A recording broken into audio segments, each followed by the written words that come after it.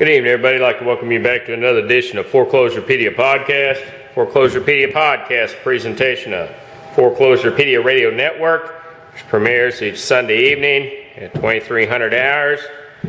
This this video is to go ahead and document the true definition of irony in that my girlfriend, the owner of Foreclosurepedia, Crystal Mills, is actually getting ready to move into a foreclosed home. And as you can see, you know, this is obviously a mobile home with double wide. It's really not in bad condition. We actually did the paperwork on this about, I want to say it's about a year ago, maybe less. And you can see they've gone ahead and stripped this down to the floor. This, correction, the subfloor. Subfloor is plywood. It's not OSB. I want to just document a few things going on. I'm going to be quiet for a second so that hopefully you can hear that HVAC. So we know the HVAC's working. The heat's working anyway. Wasn't really much point in getting into, getting into the AC.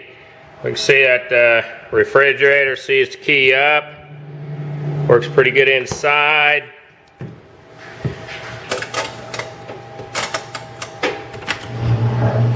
See, the dishwasher works.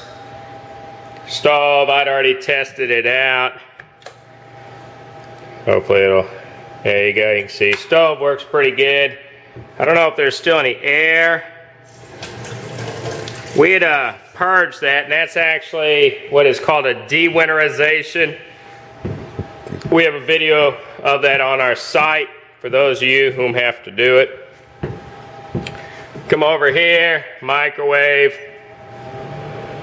You see it fires up. I don't really have anything to put in there, but I'm gonna presume that it works. You know, it's kind of hard to blow them up. We had a couple of issues over in here. It's probably a light bulb. Doesn't fire up. You can see our exterior light lights up. We have no light in here. The power has come on. So we have no issues with the kitchen. See, as we come in here, we're missing a couple of these electronic smoke detector devices. It's a total of 5 on those. Total of 5. We're going to come in here, fire up the lights. The only thing I really wanted to point out, when you're doing these inspections, you need to be real careful on this. As you see right here, I can't get that light to stay off. So that's going to have to be swapped out, and chances are pretty good that slaves into that light system. It's not a big deal, but unless you're licensed or unless you really know what you're doing, don't want to dicker with that. See, as we come further into the master bedroom, lights are working.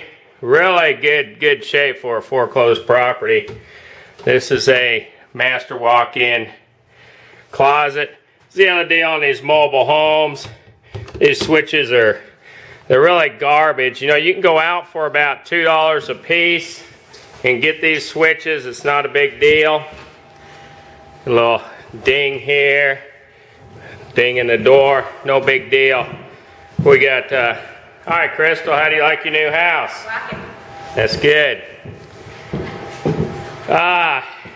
Just for the video and everything else, if you guys are going to get into working with these properties, let's remember this actually burns wood. Let's get somebody out here, take a look at that flue. I don't care if you know what you're doing or not. Get somebody licensed in there. See, we're pretty good here. We come into the bathroom here. Either A, the bulb's burned out, or B, may have to look at the wiring. I really doubt it's the wiring. See here, looking good. Carpet looks good. Come in here. It's dim simply because the bulbs, see there, we're missing one. We're going to come in here. It's going to be dark for a second. See, we're burned out in that bathroom. That is something that gives me pause because Well, there's a common theme in all the bathrooms. Could just be that we have some heavy traffic. The lights were left on. You can't see it. I can see that bulb. You can kind of see that black streak. That's generally a bulb. We're going to get over and check that. The exhaust fan in the master bath, correction, in the singular bath off the Jack and Jill doesn't work. Not a big deal. Those are about $9 at Lowe's. Really easy. Those are generally plug and play.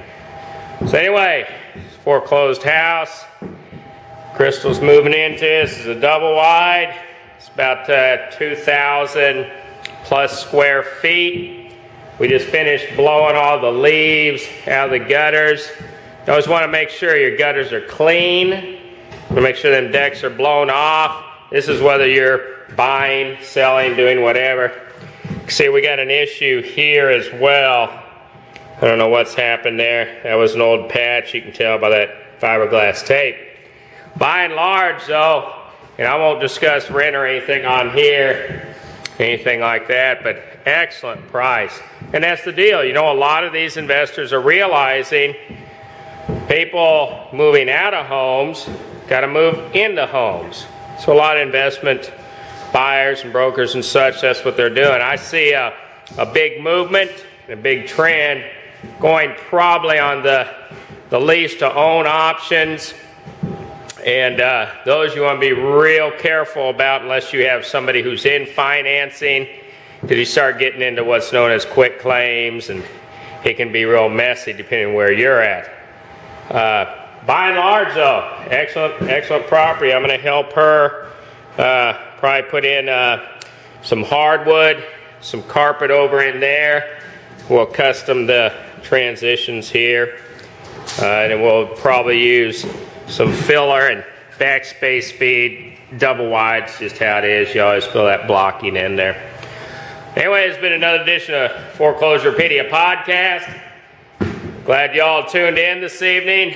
Thought y'all kind of like to see what actually happens at the end of the road for these foreclosed properties. Sometimes people actually get in them. If you have any questions, comments, give me a shout out.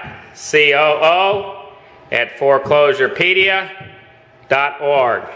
Thank you.